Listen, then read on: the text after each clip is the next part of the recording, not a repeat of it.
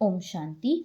8 फरवरी के बाबा के साकार महावाक्य हैं। बाबा ने कहा, मीठे बच्चे, सदा याद रखो कि हम ब्राह्मण चोटी हैं, पुरुषोत्तम बन रहे हैं तो हर्षित रहेंगे। अपने आप से बातें करना सीखो तो अपार खुशी रहेगी। बाबा ने प्रश्न पूछा, बाप की शरण में कौन आ सकते हैं? बाप शरण किसको देते हैं? बाप की शरण में वही आ सकते हैं जो पूरा पूरा नष्ट मोहा हो, जिनका बुद्धि योग सब तरफ से टूटा हुआ हो, मित्र संबंधियों आदि में बुद्धि की लागत ना हो, बुद्धि में रहे मेरा तो एक बाबा, दूसरा ना कोई। ऐसे बच्चे ही सर्विस कर सकते हैं। बाप भी ऐसे बच्चों को ही शरण देते हैं। ओम शांति। यह है रूहानी बाप, टीचर, गुरु। यह तो बच्चे अच्छी रीति समझ गए हैं कि दुनिया इन बातों को नहीं जानती। भल सन्यासी कहते हैं शिवोहम, तो भी ऐसे नहीं कहेंगे कि हम बाप, टीचर, गुरु हैं। वह सिर्फ कहते हैं शिवोहम तत्त्वम। परमात्मा सर्वव्यापी है तो हर एक बाप, टीचर, गुरु हो जाए, ऐसे तो कोई समझते भी नहीं। मनुष्य अपने को भगवान, परमात्मा कहलाए, यह तो बिल्कुल ही रोंग है। बच्चों को जो बाप समझाते हैं वह तो बुद्धि में धारण होता है ना। उस पढ़ाई में कितनी सब्जेक्ट होती है? ऐसे नहीं, सब सब्जेक्ट स्टूडेंट की बुद्धि में रहती है। यहाँ जो बाप पढ़ाते हैं वह 1 सेकंड में बच्चों की बुद्धि में आ जाता है। तुम रचयिता और रचना के आदि मध्य अंत का ज्ञान सुनाते हो। तुम हो त्रिकालदर्शी व स्वदर्शन चक्रधारी बनते हो। उस जिस्मानी पढ़ाई में सब्जेक्ट बिल्कुल अलग है। तुम सिद्ध कर समझाते हो सर्व का सदगति दाता वह एक ही बाप है। सभी आत्माएं परमपिता परमात्मा को याद करती हैं, कहती हैं ओ गॉड फादर, तो जरूर बाप से वर्षा मिलता होगा। वह वर्षा खोने से दुख में आ जाते हैं। यह सुख दुख का खेल है ना। इस समय सभी पतित दुखी हैं। पवित्र बनने से सुख जरूर मिलता है। सुख की दुनिया बाप स्थापन करते हैं। बच्चों को बुद्धि में यह रखना है कि हमको बाप समझाते हैं। नॉलेजफुल एक बाप ही है। सृष्टि के आदि मध्य अंत का ज्ञान बाप ही देते हैं। और सभी धर्म जो स्थापन हुए हैं वह अपने समय पर आएंगे। यह बातें और कोई की बुद्धि में नहीं है। तुम बच्चों के लिए बाप ने यह पढ़ाई बिल्कुल सहज रखी है। सिर्फ थोड़ा विस्तार से समझाते हैं। मुझ बाप को याद करो तो तुम तमो प्रधान से सतो प्रधान बन जाएंगे। योग की महिमा बहुत है। प्राचीन योग भारत का गाया हुआ है, परंतु योग से फायदा क्या हुआ था यह किसी को भी पता नहीं है। यह है गीता का वही योग जो निराकार भगवान सिखलाते हैं। बाकी जो भी सिखलाते हैं वह मनुष्य हैं। देवताओं के पास तो योग की बात ही नहीं। यह हठ योग आदि सब मनुष्य सिखलाते हैं। देवताएं ना सीखते हैं ना सिखलाते हैं। दैवी दुनिया में योग की तो बात नहीं। योग से सब पावन बन जाते हैं। वह जरूर यहाँ बनेंगे। बाप आते ही हैं संगम पर नई दुनिया बनाने। अभी तुम पुरानी दुनिया से नई दुनिया में बदली हो रहे हो। यह किसी को समझाना भी वंडर है। हम ब्राह्मण चोटी हैं। सतयुग और कलयुग के बीच में है ब्राह्मण चोटी। इसको ही संगम युग कहा जाता है, जिससे तुम पुरुषोत्तम बन रहे हो। यह बच्चों की बुद्धि में है कि हम पुरुषोत्तम बनते हैं तो सदैव हर्षित रहेंगे। जितना सर्विस करेंगे उतना हर्षित रहेंगे। कमाई करनी और करानी है। जितना प्रदर्शनी में सर्विस करेंगे तो सुनने वालों को भी सुख मिलेगा, अपना और दूसरों का कल्याण होगा। छोटे सेंटर पर भी मुख्य 5-6 चित्र जरूर चाहिए, उन पर समझाना सहज है। सारा दिन सर्विस ही सर्विस।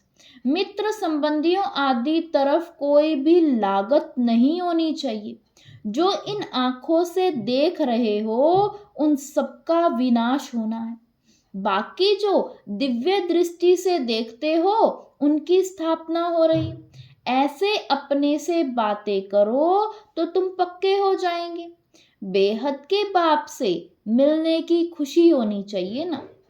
कोई राजा के पास जन्म लेता है तो कितना फकुर में रहता है। तुम बच्चे स्वर्ग के मालिक बन रहे हो। हर एक अपने लिए मेहनत कर रहे हैं। बाप सिर्फ कहते हैं काम चिता पर बैठ, तुम काले हो गए हो। अब ज्ञान चिता पर बैठो तो गोरे बन जाएंगे। बुद्धि में यही चिंतन चलता रहे।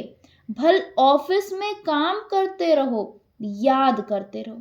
ऐसे नहीं, फुर्सत नहीं है। जितनी फुर्सत मिले उतनी रूहानी कमाई करो। कितनी बड़ी कमाई है? हेल्थ वेल्थ दोनों एक साथ मिलती हैं। एक कहानी है अर्जुन और भील की। ऐसे ग्रस्त व्यवहार में रहकर ज्ञान योग में अंदर वालों से भी तीखे जा सकते हैं। सारा मदार याद पर है। यहाँ सब बैठ जाएंगे तो सर्विस कैसे करेंगे? रिफ्रेश होकर सर्विस में लग जाना है। सर्विस का ख्याल रखना चाहिए। बाबा तो प्रदर्शनी में जा ना सके क्योंकि बाप दादा दोनों इकट्ठे हैं।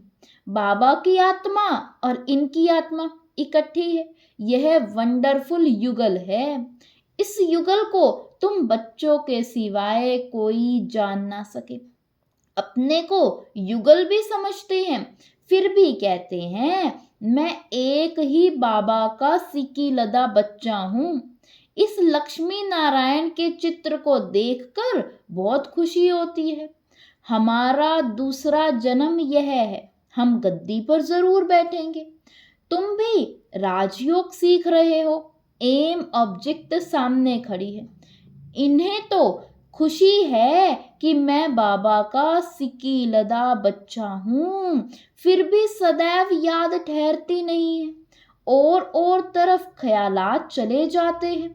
ड्रामा का लो नहीं जो एकदम याद ठहर जाए और कोई ख्याल ना आए। माया के तूफान याद नहीं करने देते। जानता हूं हमारे पहले बहुत सहज है क्योंकि बाबा की प्रवेशता है। बाबा का नंबर 1 सिकीलदा बच्चा हूं। पहले नंबर में राजकुमार बनूंगा, फिर भी याद भूल जाती है। अनेक प्रकार के ख्यालात आ जाते हैं। यह है माया। जब इस बाबा को अनुभव हो तब तो तुम बच्चों को समझा सके। यह ख्यालात बंद तब होंगे जब कर्मातीत अवस्था होगी।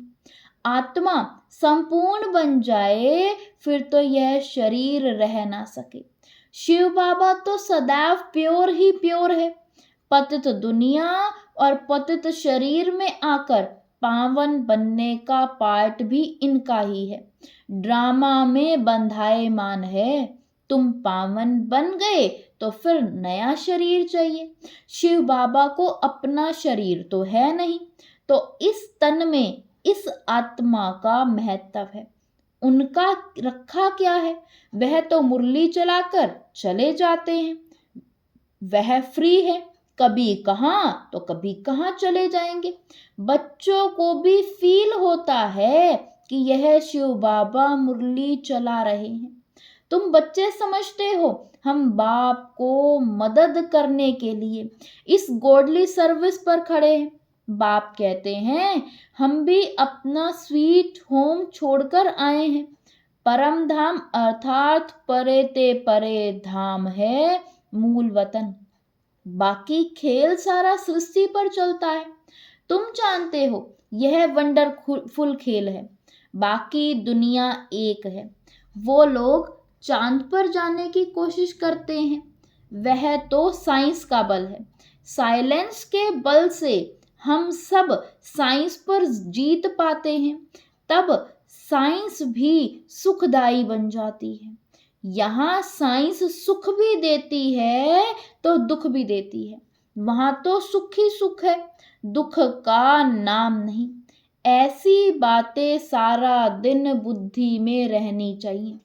बाबा को कितने ख्यालात रहते हैं, बांधेलियां विष पर कितनी मारे खाती हैं, कोई तो मोहवश फिर फंस पड़ते हैं।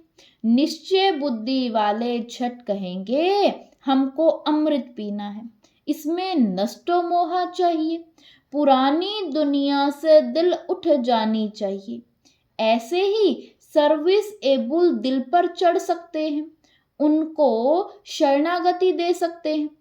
कन्या पति की शरण में जाती है, विष बिगर नहीं रखते, फिर बाप को शरण लेना पड़ता है, परंतु एकदम नष्टो मोहा चाहिए।